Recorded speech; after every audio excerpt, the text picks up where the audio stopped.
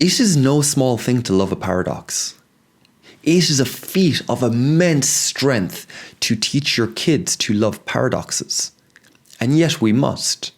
We want them to be awe-inspired. We want them to see something so big that it carries them through life, through all the difficulties, that is just overwhelming. I can't but be inspired by this beauty, by the truth, by being good. Your three transcendentals, typically. But, and we want it ourselves. We want to be overwhelmed with beauty. It's so beautiful. It's too much. Cry, sobs, laughing, all of these things, just something breaks. It's true, it's contact with reality. It's like, I thought she was angry, but she was upset, and that feels so much more right, and I get it now, and everything makes more sense, or whatever it is. Or struck by the good, where it's just, that person shines. They're just good to a level that inspires me to be better.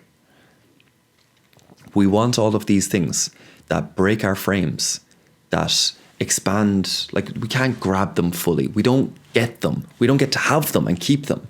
We get to experience them, and the experience of them is trying to understand and then kind of getting broken apart by it.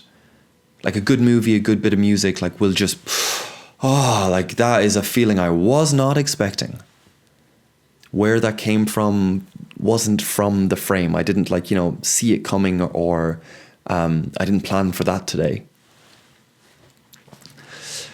So we want these experiences ourselves, but really why do we want to love paradoxes? Is because we are social creatures, and we want and we need intimacy. And if we want intimacy at every level of the scale, friends, family, community, everyone, that connection, if so, and there's no real question about that, we are social creatures, sorry to say. Some people will be less so than others, but we're all social. Even if you are psychopathic and you want to be as capable, then you want to lead a community. And it's up to them to figure out how to tame you in the right way. But regardless, if we want intimacy in any form with anyone, with all of these different people, we have to love paradoxes, because people are full of paradoxes. They want to be disciplined and ordered, and they want to be creative. How do those things dance together? Authentic and humility. There are much more kind of detail-orientated paradoxes, and this is where we get all the good conversations. Someone is vegan and they love horse riding. Awesome. When does ownership and manipulation of an animal, because you are controlling them, you're directing them, when does that get to a point where you're no longer respecting their free will or whatever else? Because if they're vegan, that means they're very much an animal lover and they do not want cruelty to animals. It's like let's explore. And if you do that with curiosity and without judgment, then intimacy is free and available. So, what is it that makes us judge and makes us want to control? It is that urge to kind of zoom out and see it from a distance. It is that urge to reject the paradox, reject the two, and try to zoom out such that they become one. So, but this is the process of science as well. But we all know the whole quantum entanglement, whatever fancy words are along there. That pursuit seems like it may be eternal, that we might just endlessly be able to discover and figure out and all of the rest. Or at least physics hasn't made a progress in about 50 to 70 years. So, with that, how do we sit in paradox and just be like, you're pulled this way and you're pulled that way without trying to fix the problem? Because if it's a conflict in a relationship or something like that, you love them, but also there's pain or difficulty or something's not quite working. Well, I have the bright idea, and this is what you should do. And we start giving advice, and we start doing all of that stuff, which can be can hold a part of the conversation, but just must not control the conversation. The conversation must be an exploration. If we are to trust the other, and that trust affords intimacy. So how do we do that? Because I might be great at exploring paradoxes, but there's going to be one topic where I step on your toes, as in like, I thought this person was open and free, and we've had like tens of conversations about like all of this different stuff.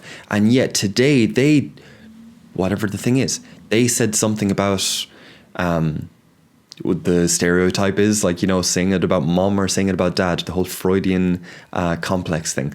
But saying it about political beliefs, saying it about some sort of spiritual belief, that all to say, the person who I thought I could trust and who I have been intimate with, like in relation or in conversations, overstepped in a way that I was surprised by. And I don't know if I can trust them anymore, because that was egregious. That was, that did not feel right.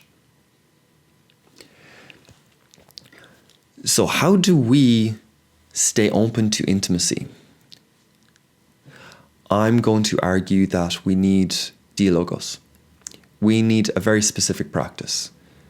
We need the practice of coming together around paradoxes, the paradoxes of life, of reality, such that we can see each other tackle with these things, such that we can then learn to retrust again.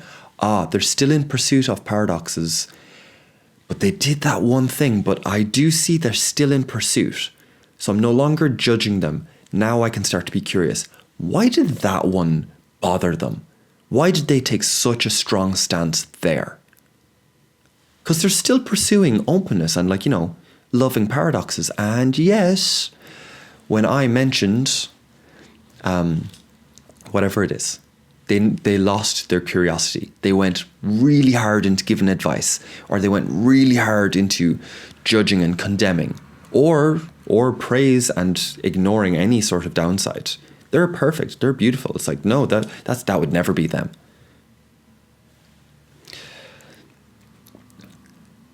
The Dialogos is a very specific practice. It is one where we talk about a virtue. We talk with 3 or 4 people in each group, so this can be multiples. But you talk of your perspective on a virtue. The next person gets to talk about their perspective, and you stack these logs in the middle, and then the structure is taken away. Then you get free talk. Then you get fire, because you have set it such that you are stacking logs, and you're exposing the paradoxes of nature, of reality, of life. I believe it is only through such practice that we can truly pursue intimacy. With that, I hope you've had a good week and you're looking forward to the week to come. My message box is always open if you're interested in these Dialogo sessions, and I'll point you in a few different directions and you can take your pick. So, with that, lots of love. Until next time, bye guys.